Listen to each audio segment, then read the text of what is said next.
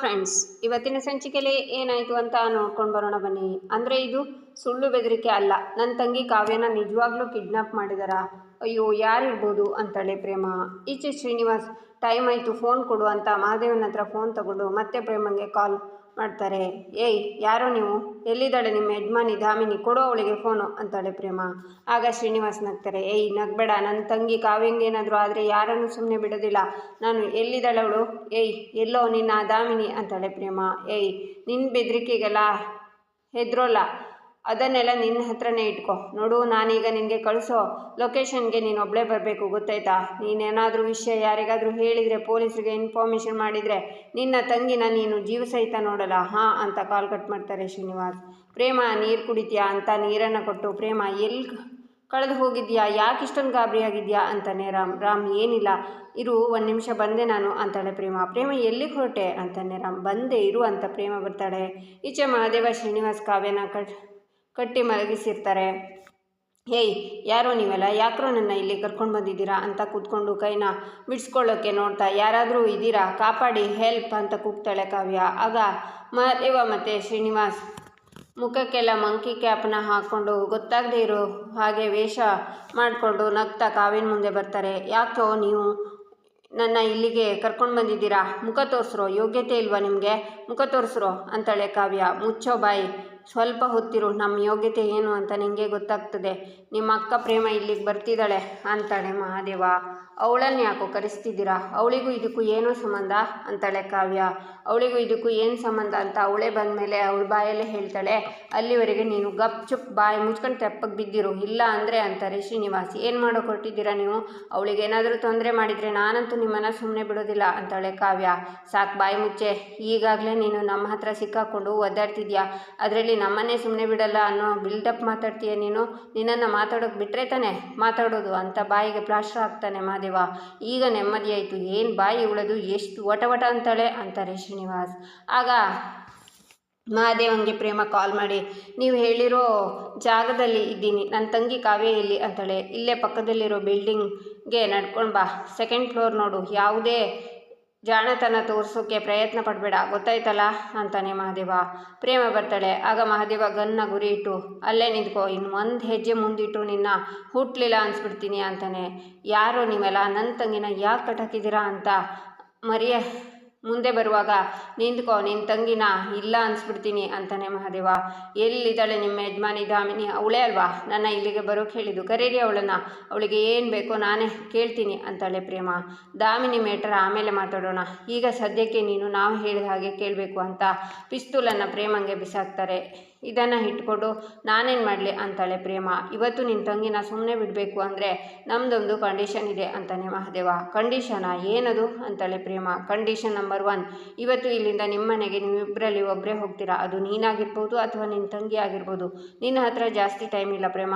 ನಿನ್ನ ಜೀವ ಕೊಟ್ಟು ನಿನ್ನ ತಂಗಿ ಜೀವ ಉಳಿಸ್ತೀಯಾ, ಇಲ್ಲ ನಿನ್ನ ಕಣ್ಣೆದ್ರಿಗೆ ನಿನ್ನ ತಂಗಿ ಜೀವ ಬಿಡೋದನ್ನು ನೋಡ್ತೀಯಾ? ಡಿಸೈಡ್ ಮಾಡು ಅಂತಾನೆ ಮಹಾದೇವ. ಬೇಡ ಬೇಡ ಅಂತಾಳೆ ಕಾವ್ಯ. ಆಗ ರಾಮ್ ಬಂದು ಪ್ರೇಮ ಅಂತ ಕಾವ್ಯನ ನೋಡಿ, ಕಾವ್ಯ ಅವರು ಯಾರು ನಿಮ್ಮನ್ನು ಇಲ್ಲಿ ಕಟ್ಟಾಕಿದ್ದು? ನೀವೆಲ್ಲ ಯಾರು? ಏನು ನಡೀತಿದೆ ಇಲ್ಲಿ ಅಂತ ರಾಮ್ ಮುಂದೆ ಬರುವಾಗ, ಡಾಕ್ಟ್ರೇ ಹಿಂದೆ ಹೋಗು, ನೀನು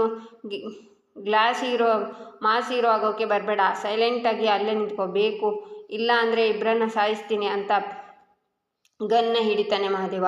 ಪ್ರೇಮ, ನಿನಗೆ ಸಮಯ ಜಾಸ್ತಿ ಇಲ್ಲ, ನೀನೇ ಶೂಟ್ ಮಾಡ್ಕೋತೀಯೋ ಅಥವಾ ನಿನ್ನ ಕಣ್ಣು ಮುಂದೆನೇ ತಂಗಿ ಸಾಯೋದನ್ನು ನೋಡ್ತೀಯೋ ಅಂತಾರೆ ಶ್ರೀನಿವಾಸ್. ನೋಡಿ, ನಿಮ್ಮ ದಮ್ಮಯ್ಯ ಅಂತೀನಿ, ನನ್ನ ತಂಗಿಗೆ ಏನು ಮಾಡಬೇಡಿ, ನೀವು ಹೇಳಿದ ಹಾಗೆ ನಾನೇ ಶೂಟ್ ಮಾಡ್ಕೋತೀನಿ ಅಂತ ತನ್ನ ಹಣೆಗೆ ಗನ್ನ ಹಿಡ್ಕೋತಾಳೆ ಪ್ರೇಮ. ಆಗ ಕಾವ್ಯ ಬಾಯಿಯಿಂದ ಪ್ಲಾಸ್ಟರ್ನ ತೆಗಿತಾನೆ ಮಹಾದೇವ. ಅಕ್ಕ, ಏನಾಗಿದೆ ನಿನಗೆ? ಮೊದಲು ಗನ್ನನ್ನು ಕೆಳಗಡೆ ಬಿಸಾಕು, ನಿಂಗೇನು ಹುಚ್ಚಿಡ್ದಿದ್ಯಾ? ಬಿಸಾಕೆ ಪ್ಲೀಸ್ ಅಕ್ಕ, ನನ್ನ ಮಾತು ಕೇಳು ಅಂತಾಳೆ ಕಾವ್ಯ. ಇಲ್ಲ ಅಕ್ಕ ಕಾವ್ಯ, ನೀನೇ ಬಾಳಬೇಕು, ನೀನು ಬದುಕಬೇಕು, ಅದಕ್ಕೋಸ್ಕರ ನನ್ನ ಜೀವ ಬೇಕಿದ್ರೂ ಕೊಡ್ತೀನಿ ಕಣೆ, ಖುಷಿಯಿಂದ ಜೀವ ಬಿಡ್ತೀನಿ ಅಂತಾಳೆ ಪ್ರೇಮ.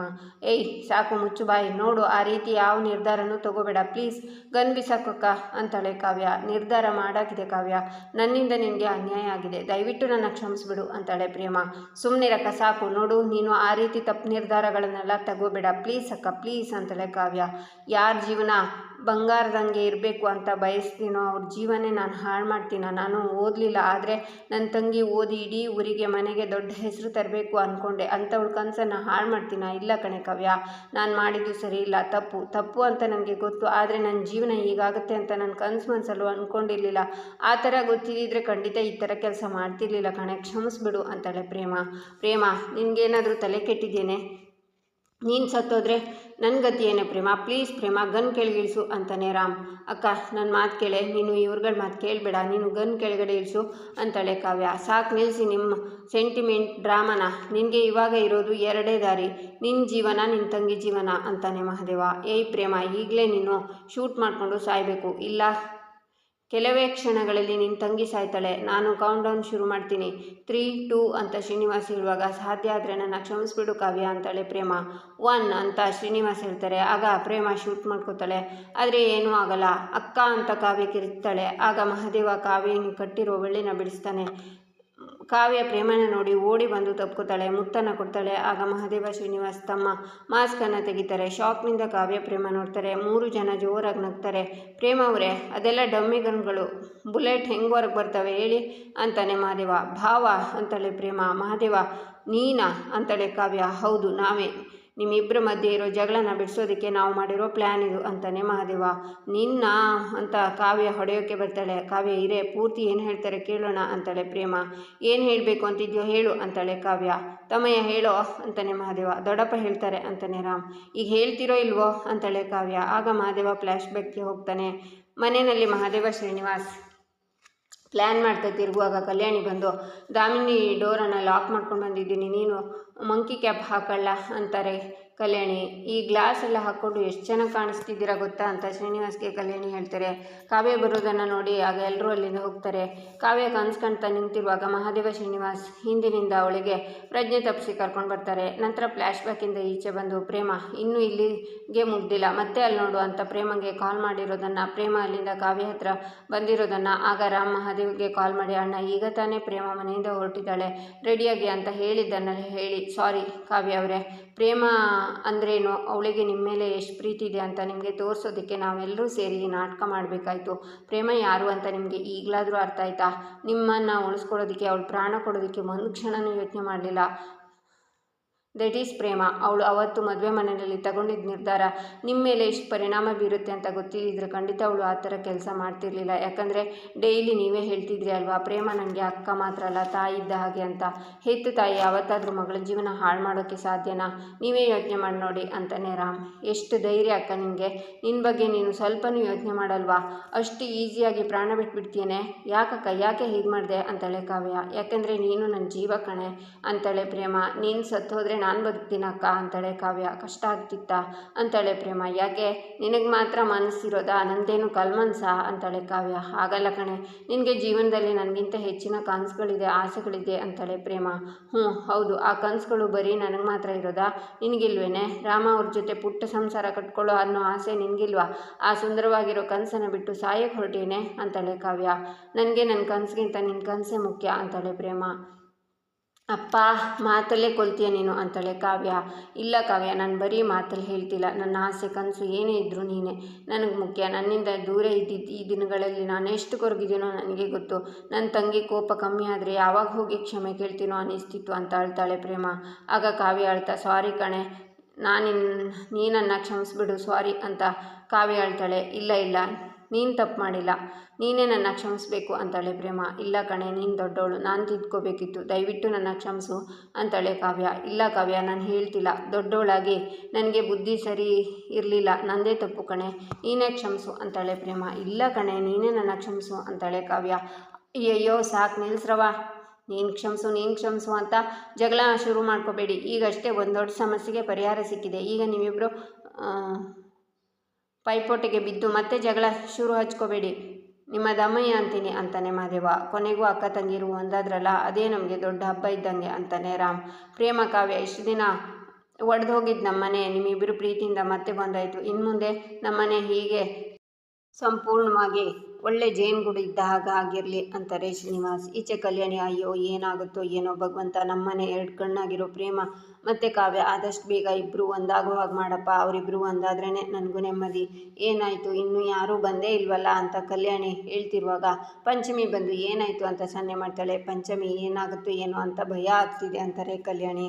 ಅಕ್ಕ ತಂಗಿ ಇಬ್ಬರು ಒಂದಾಗ್ತಾರೆ ಅಂತ ಪಂಚಮಿ ಸನ್ನೆ ಮಾಡ್ತಾಳೆ. ನೀನು ಹೇಳ್ದಂಗಾದರೆ ಅಷ್ಟು ಸಾಕು, ಆದರೂ ಯಾಕೋ ಏನೋ ಒಂಥರ ಭಯ ಅಂತಾರೆ ಕಲ್ಯಾಣಿ. ಆಗ ಕಲ್ಯಾಣಿಗೆ ಕಾಲ್ ಬರುತ್ತೆ. ಪಂಚಮಿ, ನಿಮ್ಮ ಅಪ್ಪ ವಿಡಿಯೋ ಕಾಲ್ ಮಾಡ್ತಿದ್ದಾರೆ, ಯಾರಾದರೂ ಬಂದ್ರೆ ನೋಡು ಅಂತಾರೆ ಕಲ್ಯಾಣಿ. ಪಂಚಮಿ ನೋಡಿ ಬಂದು ಇಲ್ಲ ಅಂತಾಳೆ. ಆಗ ಕಲ್ಯಾಣಿ ಕಾಲ್ನಲ್ಲಿ, ಅಮ್ಮ ಕಾವ್ಯ ಪ್ರೇಮ ಇಬ್ಬರು ಒಂದಾದ್ರ, ನನ್ನ ಮನಸ್ಸಿಗೆ ಈಗ ನೆಮ್ಮದಿ ಸಿಕ್ತು. ಆ ಭಗವಂತಂಗೆ ಕೊನೆಗೂ ನನ್ನ ಪ್ರಾರ್ಥನೆ ಕೇಳಿಸ್ತು ಅಂತಾರೆ ಕಲ್ಯಾಣಿ. ಅಮ್ಮ ನೋಡಿದ್ಯಾ ಇವರಿಬ್ಬರ ಹಠನ, ಈ ಕಾಡ್ರಾಕ್ಷಸಿ ಅಲ್ಲಲ್ಲ ಈ ಕಾವ್ಯ ಇಲ್ಲಿ ಗಂಟ ಅಕ್ಕನ ಕಂಡ್ರೆ ಆಗೋದೇ ಇಲ್ಲ ಅನ್ನೋ ಥರ ನಾಟಕ ಮಾಡ್ತಿದ್ಲಲ್ಲ, ಇವತ್ತು ನೋಡಿದರೆ ಒಬ್ರಿಗೊಬ್ರು ಪ್ರಾಣ ಕೊಡೋಕ್ಕೂ ರೆಡಿಯಾಗಿಬಿಟ್ಟವ್ರೆ.